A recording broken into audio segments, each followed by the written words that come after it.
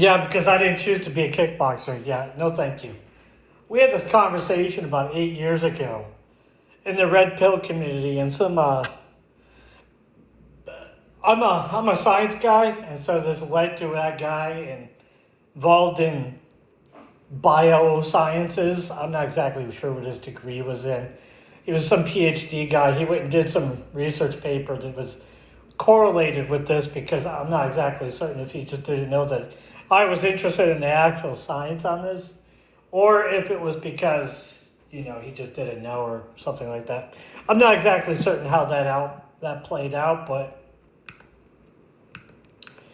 I'm going to have this conversation now because some people were very upset that I had brought this up, and somebody had thought it was a very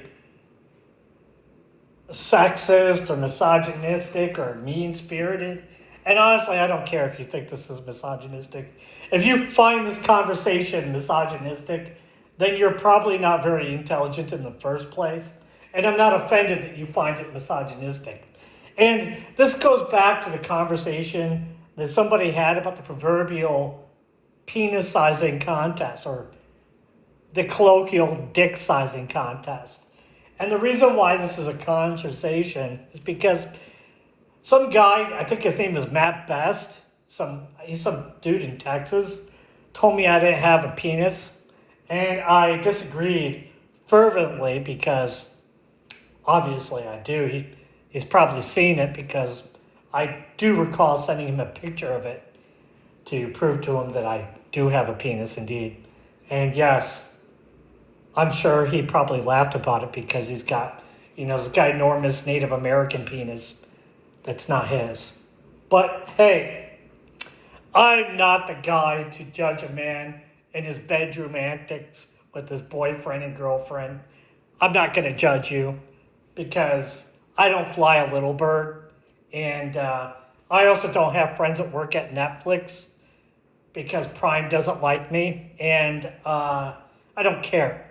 But we're going to solve this conversation once and for all so you can get a grasp at what kind of level my brain works at. Because you clearly didn't quite understand the conversation at the level which I was presenting it. I mean, you are just a ranger, so I don't expect much upstairs from a ranger, but nothing but hatred and caffeine, right? Okay, so we're on the same page. The proverbial dick sizing contest. Now, to understand this conversation, you need to understand the concept of spermagenesis. Spermagenesis is the creation of spermatozoa within your testicles and these little FSH follicles. And there's like a whole chain of chemistry involved with your pituitary gland system, your adrenal system, and various other things. I learned about this because I used to run a website interacting with different chemicals in the body, and I read a lot of research material on it. I was a student, student of science. We'll leave it at that. I used to read everything. But the conversation came because some guy with a large penis, I'm not going to say who, from Texas decided to say I had no penis. Oops, we already covered that. And the research that I've done suggests that there's a differential based on size of penis versus length, girth, and all these other variables versus the pleasure of the woman who is what kind of pleasure ratio she enjoys from the interaction. Now, I understand that a lot of men are very gynocentric, and that's something that they're concerned about, that having a larger penis, that way they can, as the Mexicans put it, please a woman. Those are quotes right there. I just did air quotes so you can hear them. No, you can't hear them, so okay. So air quotes, please a woman.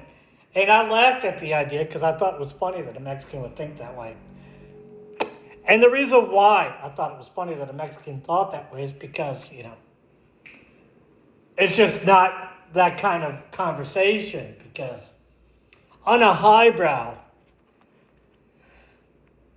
I queried on whether or not, my hypothesis, on whether or not the quality and the modality of the sperm would be affected by the distance between the excitation point of the sperm from the urethra and the actual egg itself, which essentially means the further away would the distance, if we shorten the distance or lengthen the distance, affect the outcome of the insemination. And this basically boiled down to a very long-worded rational response where I said that yes, indeed, it probably would. So a man with a shorter penis or a woman with a longer vagina and longer uterus with a shorter penis would likely produce a far higher quality of output of insemination than a man with a very large penis and a short vagina and uterus.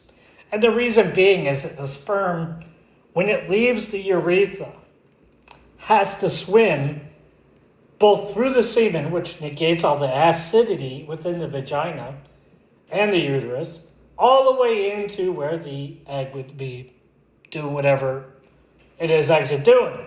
So it has to swim that entire distance, and it's a tiny, tiny little thing.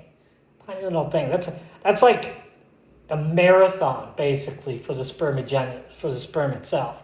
And so the further away, the more fit or the more, pristine of condition the sperm must be, especially if the semen level is lower, thus negating less of the acids, which typically would dissolve the sperm and kill it while it's swimming that distance, especially if it also has something to do with the distance of ejaculate and all this, a lot of science involved.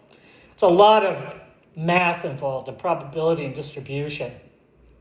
So the further away the sperm would have to go, the more likely it is the outcome of the insemination would result in a higher quality of offspring than if it had a shorter distance and thus possibly deformed sperm or, genetically or RNA defective sperm that is malformed or something of that nature could inseminate the egg. So this is something that we've had this conversation about before when somebody would go into a proverbial dick sizing contest, and we had this conversation where the more phallic orientated society is, or the more gynocentric, which is what gynocentric means, is more phallic orientated.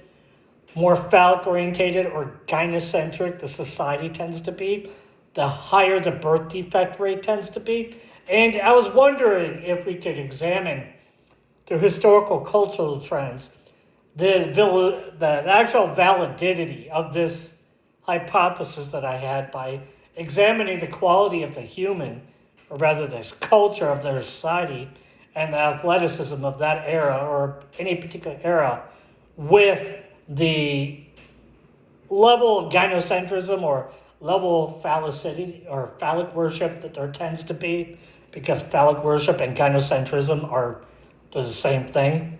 So it's a very embarrassing subject for some people, and the conversation just kind of boiled over, and some people got mad at me. In particular, an obese feminist woman from the university in the town that I was living in during that period of time took issue with it. I don't even know how she heard about the conversation, because it was intended to be a private conversation amongst a bunch of people sitting on a campus. But you know how people are with their cell phones these days. They like to record people to try and embarrass them.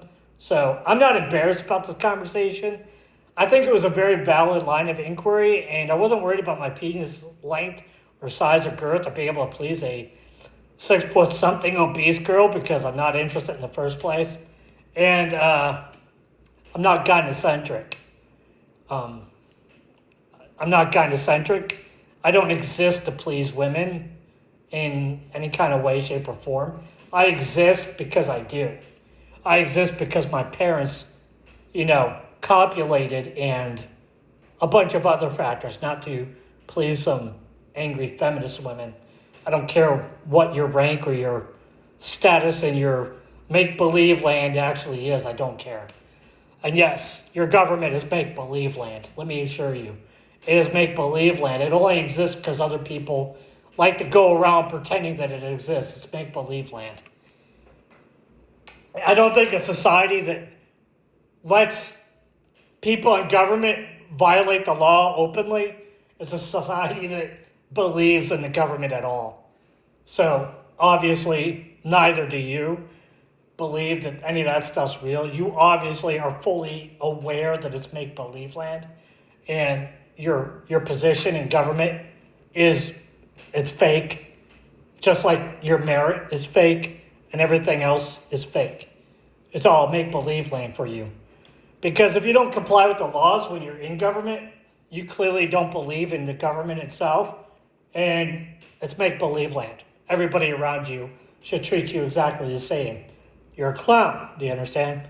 But going back to the conversation that offended you in the first place, basically the conclusion I stated that either the vagina and uterus length, or distance between the cervix and the egg itself, is a factor, or that the penis length itself is a factor, assuming the penis were full depth at the time of ejaculation, or whether, guy was pulling out. Obviously, if he's pulling out in the motility, his sperm would be it'd be a serious factor at that point, because the ability of the sperm to swim entirely from the entryway of the vagina all the way to the egg itself would be quite a feat, because that's quite a distance, and they're really small. They don't contain a whole lot of carbohydrates within them, so it'd be quite a feat. That would be some interesting science to discover. Somebody could try that. I mean,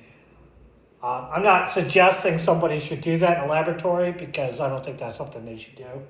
I do think that we could definitely simulate this, because we've got millions of simulations of insemination itself already under our belts. But I don't know. I just think it would be an interesting study to examine the outcome of the offspring based upon the distance the sperm had to swim to get to the egg. I think there's actually something there. And because the more gynocentric a society is, the more phallic orientated, the lower quality of character we see, which indicates that there might be something there genetically, that something is wrong with these people, because it's definitively not a character default or a character defect. It's a genetic issue at that point, because we've already established it's nature and nurture, and if the nature is bad, then the nurture can't do anything for it, because it's just going to turn bad anyways. And if the nurture is bad, the nature might still win out at a greater percentage. But if the nurture is bad and the nature is bad, there's no hope for it. It's never going to facilitate a progress towards any kind of civilized behavior, any kind of merit style life, or any kind of capability at that point. And we are definitively seeking a meritocracy, or some form of meritocracy, and the end goal should be to aim for that with everything we do. But whatever, right? I'm just a nobody. Remember? I'm just a nobody. I started that conversation 8 years ago, and you're still bringing it up. It's like 2026, and I just heard somebody bringing it up again.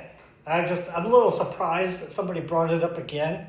But, you want to do a proverbial dick sizing contest and find out which of these hypotheses are actually correct. I'm pretty sure that mine is, because there's a lot of evidence that would suggest that it's correct, and we have a lot of science based on fertility and all this other stuff that also indicates that there's something to do with the modality of the sperm to affect the nature of the system, and the nurture is just not good enough to affect the nature, because it's ingrained within it to be,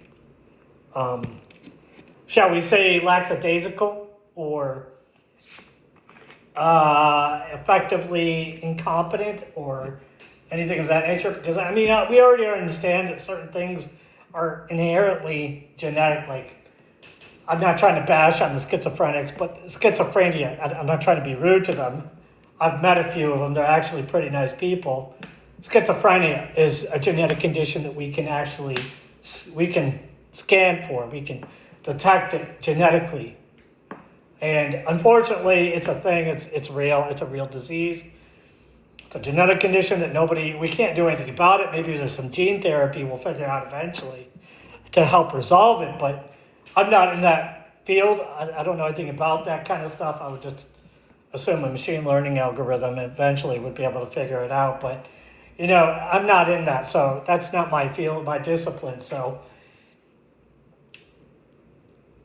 I do think that since we can see stuff like that ahead of time, that it would be also realistic to assume, as I stated, that the modality of the sperm, whether or not there would be defects in the RNA based on its age and its ability, its maturity level, whether or not it would actually be more viable or have a better outcome over the longer term. Because, you inherit your eyes and your hair typically from your father, not your mother, proportionally. Even if your mother has blue eyes or your father has blue eyes and your mother has brown eyes, either way, you're typically going to inherit it from your father. It's like a 55% chance you get it from your father more than your mother. So if your mother has brown eyes, your father has blue eyes, it's a 55% chance you're going to inherit blue eyes. So we can see that the RNA definitely does have some kind of impact on the results of the outcome.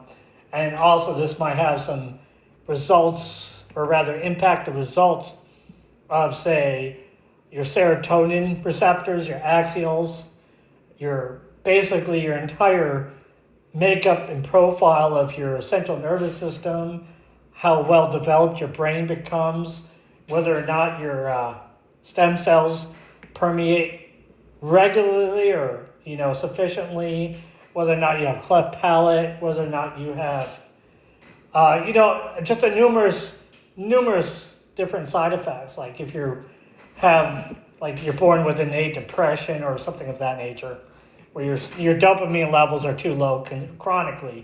Not saying just like temporarily because you had a stressful day or something, but chronic low dopamine levels, or you have some kind of weird missing enzyme or something, or you have some kind of deficiency, a chronic deficiency that's been diagnosed as a genetic condition. These things could potentially be the result of damaged RNA, because not exclusively are they passed down through any kind of lineage. Some of them are just random occurrences, including some of them are just crazy defects that just, you roll the dice and they happen, like you can't do anything about it. But this might be, a valid line of research to reducing the line, or rather the type of suffering from some kind of perspective, to have a kind of research like that. And that's what turned into an actual valid conversation. Did start out as a joke. Somebody was trying to tell me I didn't have a penis, and I was kind of, I don't know this person, and I thought it was kind of rude that they would say that. And but anyways, whatever, you're a ranger. Thumb up, boy. Good luck. Don't ask me for anything. You took my kindness once and you insulted me as a result. That's the only favor I do, is let you insult me. Good luck.